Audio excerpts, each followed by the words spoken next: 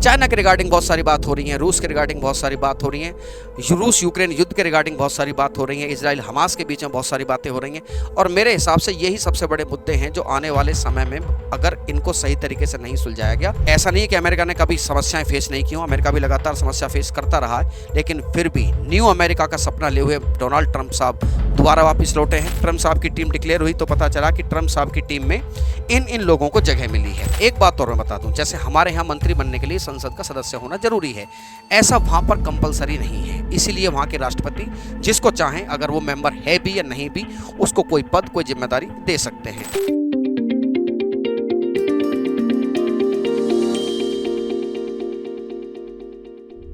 RG ज्ञान सबसे सटीक।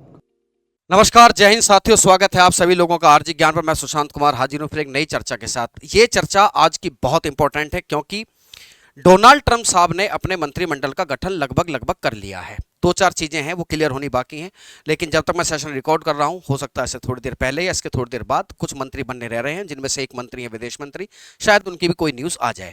तो मेरे प्यारे साथियों, इस चीज को आज आपको बहुत अच्छे से समझना जरूरी है, क्योंकि ये जो कहानी है इनके मंत्रिमंडल बनने की या इनके ट्रंप के राष्ट्रपति दोबारा राष्ट्रपति बनने की, जो कि उनकी एक ऐतिहासिक जीत थी, इसके बाद इस बात की पूरी संभावना है कि the world will take the shape.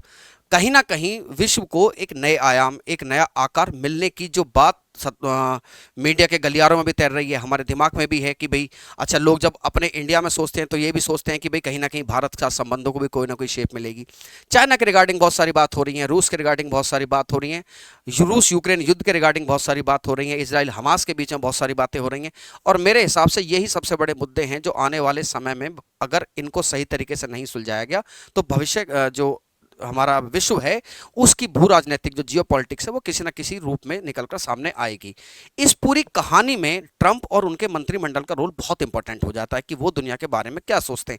सोचे भी क्यों ना, ये लोग ये भी लोकोक्ति बनाते हैं कि पूरी दुनिया से लगभग 100 साल आगे अमेरिका चला गया है हर चीज़ में, लेकिन ऐसा नहीं है कि अमेरिका ने कभी समस्याएं फेस नहीं की हो, अमेरिका भी लगातार समस्या फेस करता रहा है, लेकिन फिर भी न्यू अमेरिका का सपना लिए हुए डोनाल्ड ट्रंप साहब दोबारा वापस लौटे हैं। तो ऐसे में उनका मंत्रिमंडल क्या है वो मायने रखता है। मेरे पीछे आप डोनाल्ड ट्रंप साहब को देख रहे हैं, उनकी रिपब्लिकन पार्टी का चिन्ह देख रहे हैं जो कि एक हाथी है। हाथी वर्सेस गधे की लड़ाई बड़ी इंपॉर्टेंट मानी जाती है। माना जाता है कि जो डेमोक्रेट्स हैं उनको गधा रिप्रेजेंट करता है। हालांकि अगर हमारे देश में किसी को गधा कह दें तो लगता है कि पता नहीं किसी ने क्या कह दिया है, लेकिन वहां पर ये एक उनकी पार्टी का सिंबल के तौर पर डिसाइड किया जाता है। मेरे पीछे देख रहे हो कैपिटल हिल, जहां पर ट्रंप साहब को बैठना है, जहां पर ट्रंप साहब को बैठ कर आने वाले 4 सालों में अमेरिका को नए आयाम देने हैं, पूरे विश्व के साथ अपनी बातचीत करनी है और अपने राष्ट्रपति का जो कार्यकाल है उसका निर्वहन करने हैं। फाइनली उनकी टीम डिक्लेयर हो चुकी है। मैंने कहा कुछ आ चुके हैं, कुछ के बारे में अभी क्लियर नहीं है कि कौन बनेंगे कौन नहीं बनेंगे। विदेश मंत्री उसमें सबसे बड़ा मामला है। क्या है ट्रंप साहब की टीम? ट्रंप साहब की टीम डिक्लेयर हुई तो पता चला कि ट्रंप साहब की टीम में इन लोगों को जगह मिली है। मेरे प्यारे साथियों, मैं आगे बढ़ूं इससे पहले एक बात और समझ लीजिए कि अमेरिका में प्रेसिडेंशियल सिस्टम चलता है, यानी कि अध्यक्षात्मक शासन प्रणाली। क्या होती है अध्यक्षात्मक शासन प्रणाली? इसमें होता यह है कि जो कार्यपालिका होता है, मतलब मंत्री, जो विधायिका होती है, मतलब वो लोग जो कानून बनाते हैं, उनके प्रति जवाबदेह नहीं होते। उसके विपरीत आपने देखा होगा कि भारत में अगर मंत्री जी कोई गड़बड़ कर दें तो संसद में खूब हल्ला मचता है कि मंत्री जी जवाब दें, जवाब दें, जवाब दें। यानी कि हमारे दो मंत्री जो होते हैं वो अपने कार्यों के प्रति जवाबदेह माने जाते हैं, लोकसभा और राज्यसभा संसद के प्रति जवाबदेह होते हैं। ऐसी स्थिति कहाँ नहीं है? ऐसी स्थिति अमेरिका में नहीं है। एक बात और मैं बता दूं, जैसे हमारे यहाँ मंत्री बनने के लिए संसद का सदस्य होना जरूरी है, ऐसा वहां पर कंपलसरी नहीं है। इसीलिए वहां के राष्ट्रपति जिसको चाहें, अगर वो मेंबर है भी या नहीं भी, उसको कोई पद कोई जिम्मेदारी दे सकते हैं। इसीलिए अमेरिका में राष्ट्रपति बड़ा ताकतवर हो जाता है और वहीं पर ताकतवर हो जाता है और साथ ही उसकी भूमिका बड़ी इंपॉर्टेंट है। That's why this system is known as the presidential form of the government, या प्रेसिडेंशियल सिस्टम इसको कहते हैं।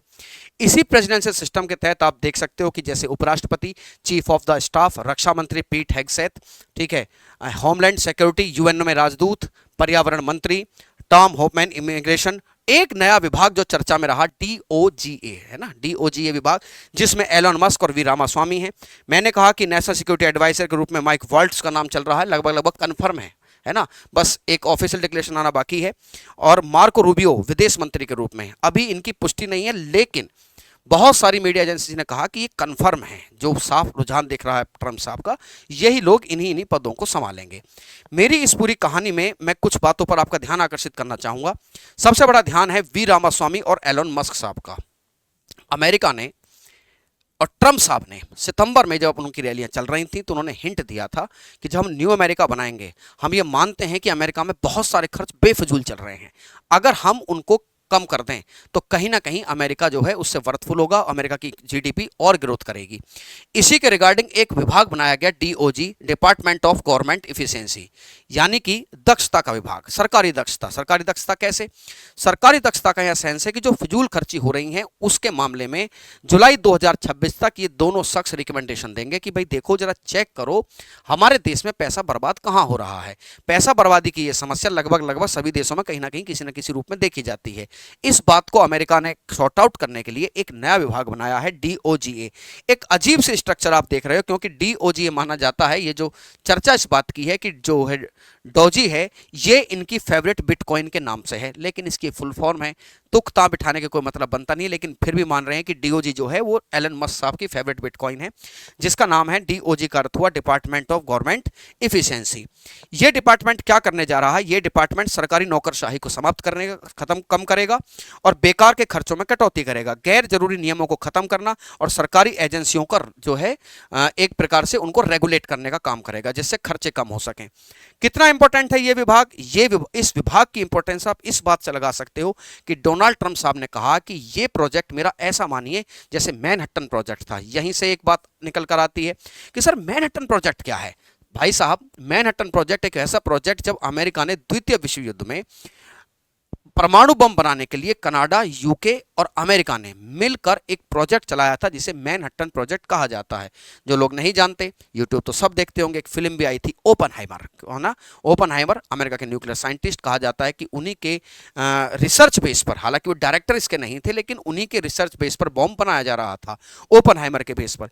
तो ये इतना इंपॉर्टेंट इसको बताया जा रहा है कि जो डोजे डिपार्टमेंट है, मेरा जो ये प्रोजेक्ट है, ये ऐसे मानिए जैसे कि मैनहट्टन प्रोजेक्ट चला था। अब आगे समझिए कैसे काम कर पाएगा ये। एलोन मस्क साहब ने कहा कि देखिए अमेरिका को सेव करने के लिए सबसे ज्यादा जरूरी यही मुझे लगता है, इस समय अमेरिका को सेव करना होगा। कैंपेन में भी ट्रंप साहब ने बात कही थी कि मेक अमेरिका ग्रेट अगेन, तो उन्होंने कहा कि ये प्रोजेक्ट मेरे लिए बड़ा मायने रखता है कि भाई साहब इसी आधार पर मैं क्या करने जा रहा हूं, इसी आधार पर मैं अमेरिका को ग्रेट बनाने भी जा रहा हूं। अब आगे समझिए एलोन मस्क साहब की तरफ से प्रतिक्रिया है कि आप इस बारे में क्या सोचते हैं जब आपको डीओजी डिपार्टमेंट दिया गया, क्योंकि इस बात की पूरी संभावना थी कि एलोन मस्क को कोई ना कोई इंपॉर्टेंट डिपार्टमेंट दिया जाएगा। ट्रंप भी इसका हिंट दे चुके थे। उन्होंने कहा कि साहब एक बात समझिए, मेरी पूरी कोशिश है कि मैं 160 लाख करोड़ का खर्चा कम करूं। क्या कहते हैं एक्सपर्ट कहते हैं कि ये जो आंकड़ा है ये अतिशोक्ति भरा है, इतना कटौती कर नहीं पाएंगे जितना एलोन मस्क कह रहे हैं, लेकिन अगर इतनी कर पाते हैं तो ये अच्छा है अमेरिका के लिए, ठीक है।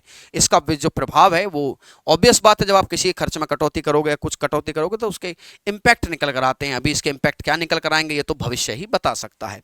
डिपार्टमेंट में किसको और जगह मिली? ठीक है, और बहुत जगह मिली। देखिए एक बार हम वी रामास्वामी के बारे में और देख लेते हैं, जिनको डीओजी डिपार्टमेंट बनाया गया है। ये जो शख्स हैं अमेरिका में, ये दवाइयां बनाते हैं, बायोटेक दवाइयों को विकसित करने का काम है। 9 अगस्त 1985 को पैदा हुए। H1B वीजा प्रोग्राम खत्म करने के समर्थक हैं वी रामास्वामी, यानी कि भारतवंशी हैं, भारत के विरोधी हैं। यहां पर एक बात निकल कर आती है, हम खूब सुनते हैं sir what is H1B visa, है ना। क्या आप हमें बताएंगे H1B वीजा क्या होता है? मेरे प्यारे साथियों, अमेरिका की जो आईटी कंपनियां या अमेरिका की जो कंपनियां हैं वो भारत के लोगों को नौकरी देती हैं। वो लोग जो भारत से पहली बार उन कंपनियों में नौकरी करने जाते हैं उनको एक वीजा पर बुलाया जाता है जिसे H1B वीजा कहते हैं। आपको मैं जानकारी दूं, एक ऐसा वीजा और होता है जिसे L1 वीजा कहते हैं। L1 वीजा कैसे काम करता है? मान लीजिए अमेरिकन एक कंपनी है अमेजॉन का कोई कार्यालय अफ्रीका में है और अफ्रीका में है या इंडिया में है, तो वहां पर अमेजॉन कंपनी में एक आदमी काम करता है। वहां से अमेजॉन कंपनी कहती है कि आदमी बहुत अच्छा है, इसको कुछ समय के लिए अमेरिका बुलाओ। तो चूंकि ये अमेजॉन में पहली बार काम करने नहीं जा रहा है, ऐसी स्थिति में उसे L1 वीजा दिया जाएगा। L1 वीजा जो सेम कंपनी में ट्रांसफर करने के लिए इस्तेमाल होता है, चाहे वो किसी दूसरे कॉन्टिनेंट में क्यों ना हो। लेकिन अगर आप पहली बार भारत से जा रहे हो, वहां पर काम करने जा रहे हो प्रोफेशनल कंपनीज में, तो आपको H1B वीजा दिया जाएगा। आपको पता होनी चाहिए ऐसे ही वीजा धारकों की संख्या वहां पर बहुत ज्यादा है। वहां पर जनरली अगर मैं कहूं तो 80% जो लोग ये कहते हैं कि हम अमेरिका में नौकरी करते हैं, तो लगभग बहुत मतलब 70 से 80% तक वो H1B वीजा धारक ही हैं। इमिग्रेशन पॉलिसी को लेकर ट्रंप और उनके मंत्रिमंडल का रुख साफ दिखाई दे रहा है कि something was going to be big, कुछ बड़ा होने जा रहा है। ऐसा भी हो सकता है कि इससे H1B वीजा धारकों के हितों पर नेगेटिव इंपैक्ट पड़े, और ऑब्वियस बात है अगर उन पे नेगेटिव इंपैक्ट पड़ेगा तो भाई इंडियन लोग वहाँ बहुत नौकरी करते हैं। तो ये एक मामला जो है हमें पेच फंसता हुआ नजर आ रहा है कि H1B वीजा को लेकर क्या अमेरिकन गवर्नमेंट करने जा रही है, क्या ट्रंप प्रशासन करने जा रहा है। ये एक बड़ा सोचने वाला बात होगी भविष्य में। अब तो देखो फिर क्या निकलता है आगे। फिर किस किस को जगह मिली, ये एक शख्स है जिनका नाम है पीट हेगसेथ।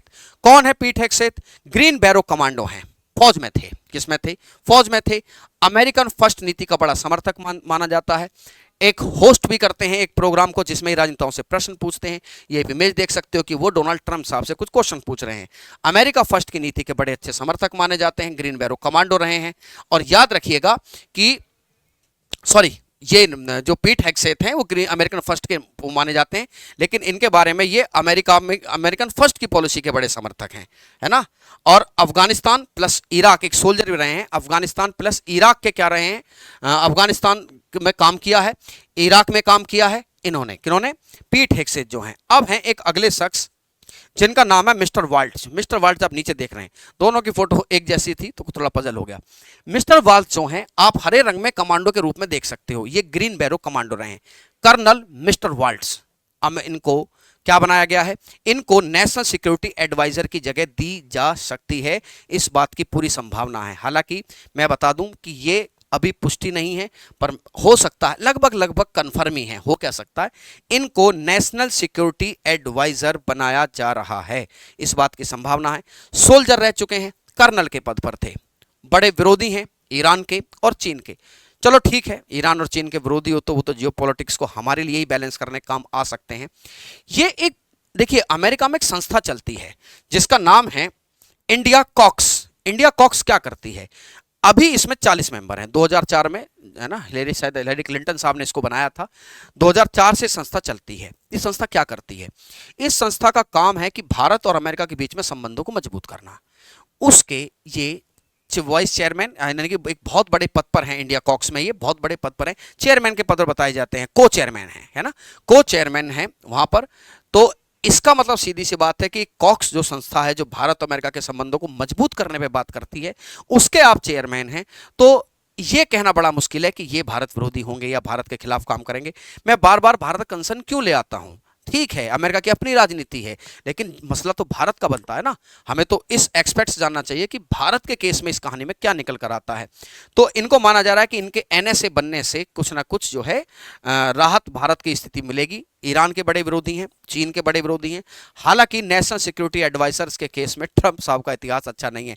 एनएसए वो फटाफट बदल देते हैं। एनएसए का पद बड़ा महत्वपूर्ण है। हमारे एनएसए अजीत डोभाल साहब के काम को देखकर, उनके पद को देखकर, उनके कद को देखकर, जो उनका इस भारत की सिक्योरिटी में, वहां से पता चलता है कि नेशनल सिक्योरिटी एडवाइजर्स कितने इंपॉर्टेंट होते हैं।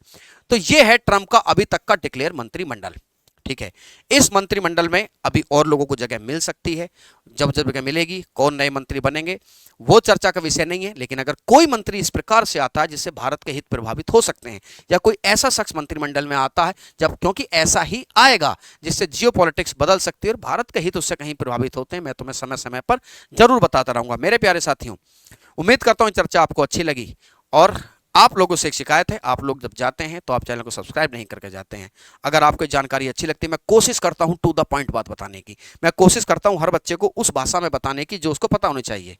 ठीक है, जो उसके हर लिहाज से इंपॉर्टेंट है, उसको जानना चाहिए, वही जानकारी उसके हर चीज में काम आने वाली है। चाहे वो कोई परीक्षा देने जा रहा हो, चाहे अपनी आम जिंदगी में किसी काम को कर रहा हो, जानकारी तो बहुत महत्वपूर्ण चीज होती है। ये आपके व्यक्तित्व में चार चांद लगाती ही है। यही कोशिश मेरी हमेशा रहती है। मैं फिर मिलूंगा एक नई जानकारी के साथ, तब तक के लिए अलविदा। जय हिंद, जय भारत।